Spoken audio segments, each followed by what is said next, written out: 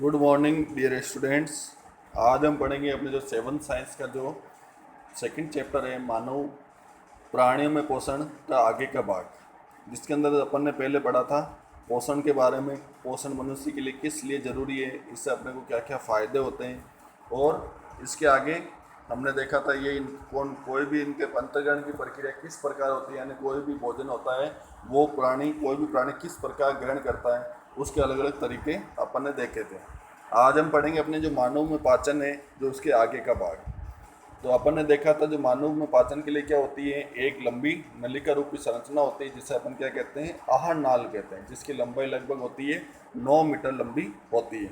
जिसके अंदर मैंने कहा था आपके, इसके अंदर 6 भाग सम्मिलित होते हैं, जिसके अंदर सबसे पहला होता है मुख्य गुहिका, दूसरा होता है ग्रास नली या ग्रेसिका, तीसरा होता है आमाशय, चौथा होता है सुदांत जिसे अपन छोटी आंत भी कहते हैं, और इसके पांचवा भाग होता है बदांत्र यानी बड़ी आंत, और जो कि क्या होती है मलाशय से जुड़ी रहती है, जो मल द्वार होता है या गुदा द्वार के द्वारा जुड़ी रहती है।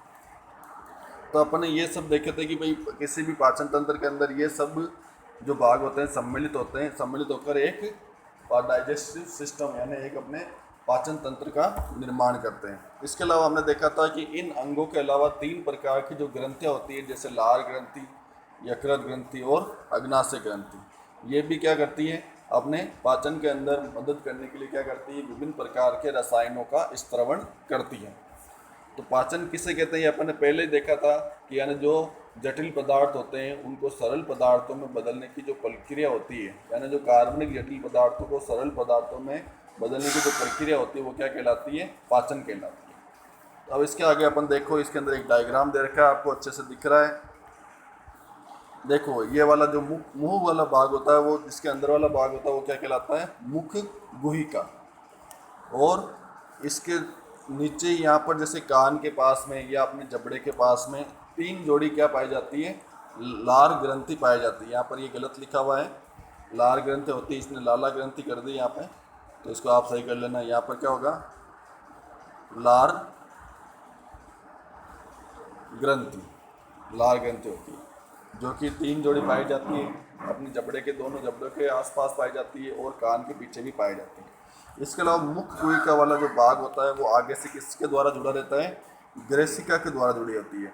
यानी जब भोजन होता है अपने यहाँ पर गर्दन वाला जो आप गर्दन से लेकर अंदर तक जाने वाला जो भाग होता है, जैसे नलिका रूपी संरचना आपको दिखाई दे रही है, कंठ से जो नीचे तक का जो भाग होता है वो क्या कहलाता है, ग्रेसिका।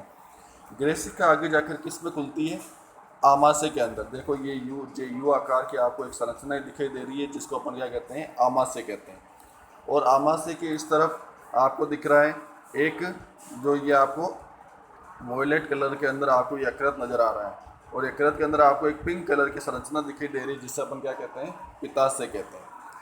और इस पित्ताशय के नीचे ही क्या होता है, यानी इस यकृत के नीचे आमाशय से जुड़ी हुई एक संरचना होती है, जिसे अपन क्या कहते हैं, अग्नाशय ग्रंथि। और अब ये आगे जो आमाशय के अंदर जो भोजन होता है वो आगे किसके अंदर जाता है, सुदांत्र के अंदर, यानी जो छोटी आंत के अंदर जाता है, जो कि आपको अंदर की तरफ बहुत कुंडलित रूप में दिखाई देती है। ये बहुत लंबी होती है और इसका व्यास बहुत ज़्यादा होता है, जिसके कारण ये क्या पाई जाती है, ऐसे टेढ़ी मेढ़ी मुड़ी हुई आपको ऐसे गुच्छे की तरह आपको दिखाई दे रही है। इसके आगे है वृदांत्र। इसकी जो छोटी आंत होती है वो आगे किससे जुड़ी हुई रहती है, वृदांत्र यानी बड़ी आंत के द्वारा जुड़ी रहती है। और बड़ी आंत होती है जो कि आगे मलाशय वाले भाग से जुड़कर आगे गुदा द्वार तक खत्म होती है। तो इस प्रकार ये क्या होती है, अपने आमाशय की अपने जो डाइजेस्टिव सिस्टम है उसकी स्ट्रक्चर दे रखी है। तो इसको आपको अच्छे से ध्यान रखना और इसको आपको बनाना भी आना चाहिए। ये सारी चीज़ें होगी, अब अपन इनके बारे में एक एक करके पढ़ेंगे। तो देखो सबसे पहले आइए हम जाने कि आहार नाल के विभिन्न भागों में भोजन का क्या होता है। सबसे पहले क्या होता है, अपन भोजन क्या करते हैं, हाथ के द्वारा मुख में लेते हैं, तो यानी मुख के जो अपन हाथों द्वारा क्या करते हैं, मुख के द्वारा अपन भोजन का अंतर्ग्रहण करते हैं, यानी मुख द्वारा अपन भोजन होते हैं अपने शरीर के अंदर लेते हैं। तो आहार जो अपने शरीर के अंदर लेने की जो प्रक्रिया होती है वो क्या कहलाती है, अंतर्ग्रहण कहलाती है। यानी भोजन का अंतर्ग्रहण मुख द्वारा होता है, अपने जो मुख होता है उसी के द्वारा अपन क्या करते हैं, भोजन ग्रहण करते हैं। और जो मानव शरीर के द्वारा जो भोजन को अंदर लेने की जो प्रक्रिया होती है वही क्या कहलाती है, अंतर्ग्रहण कहलाती है। आपको आना चाहिए अंतर्ग्रहण किसे कहते हैं, यानी भोजन को मुख द्वारा लिया जाता है और भोजन को शरीर के अंदर लेने की इसी प्रक्रिया को क्या कहा जाता है? अंतर्ग्रहण कहा जाता है। इसके आगे देखो,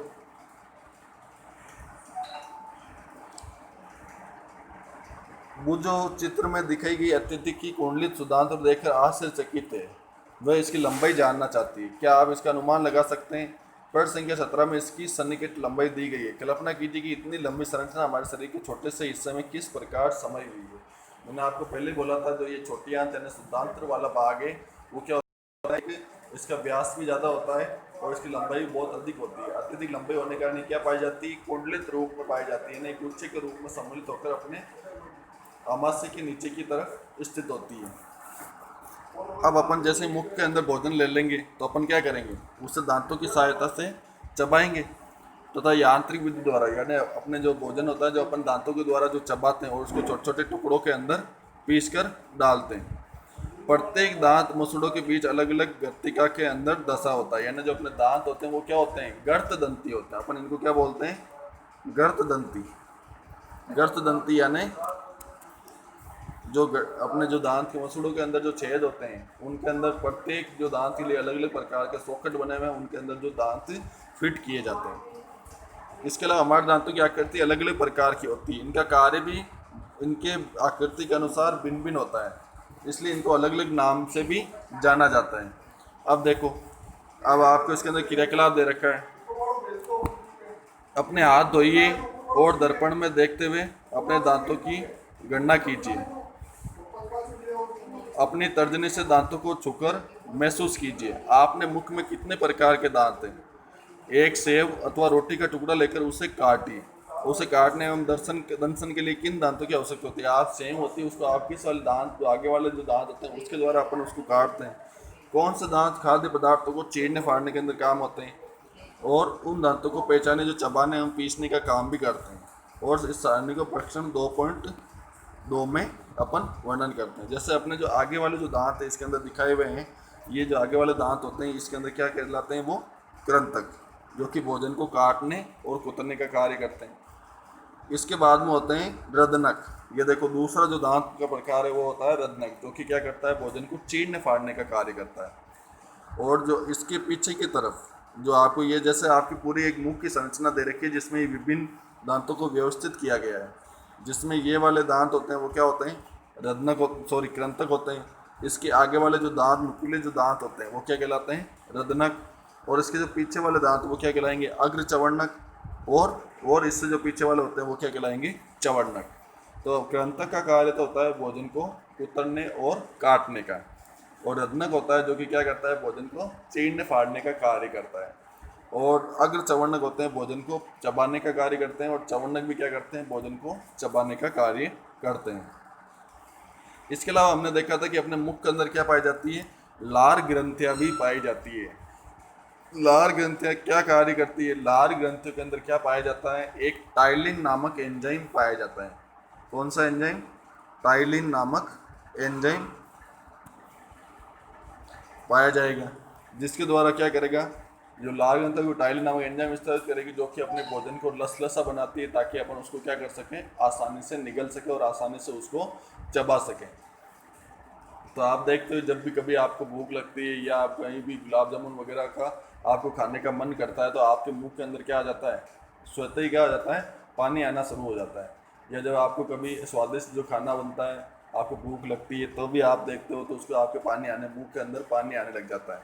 तो इसी प्रकार जब भी अपन भोजन चबाते हैं, भोजन मुख के अंदर लेते हैं, तो लार ग्रंथियों का स्तरण होता है जो कि भोजन को लसलसा व चिकना बनाता है। इसके आगे मुख में लार ग्रंथि होती है, लार रस का स्त्रवण करती है। क्या आप जानते हैं कि लार रस का भोजन पर क्या प्रभाव पड़ता है? आइए इसका पता लगाते हैं। अब देखो, कृंतक व दंशन वाले कार्य कौन करेगा? इसके अंदर आपको इस टेबल को आपको खुद को ही पढ़ना है। इसके अंदर सारे नाम दे रखे, कृंतक, रदनक, अग्र चवर्णक और चवर्णक। इन दांतों को आपको संख्या लिखनी है। दोनों जैसे ऊपरी जबड़े और निचले जबड़े दोनों के अंदर दांतों की संख्या तो क्या होगी? बराबर होगी। और अपने को दांत टोटल लिखने हैं कि अपने कितने प्रकार के दांत होते हैं। तो अपने आपको पता ही है जो मनुष्य के अंदर कितने दांत पाए जाते हैं, दांतों की संख्या कितनी होती है? 32 होती है। तो उनको अपने इसके अंदर लिखना है। दूध के दांत तथा स्थायी दांत। क्या आपको याद है कुछ वर्ष पूर्व आपके दांत गिरने लगे थे और हमारे दांतों का प्रथम सेट 600 काल में निकलता है तथा लगभग 8 वर्ष की आयु तक ये सभी दांत गिर जाते हैं। इन्हें अपन क्या कहते हैं, दूध के दांत कहते हैं।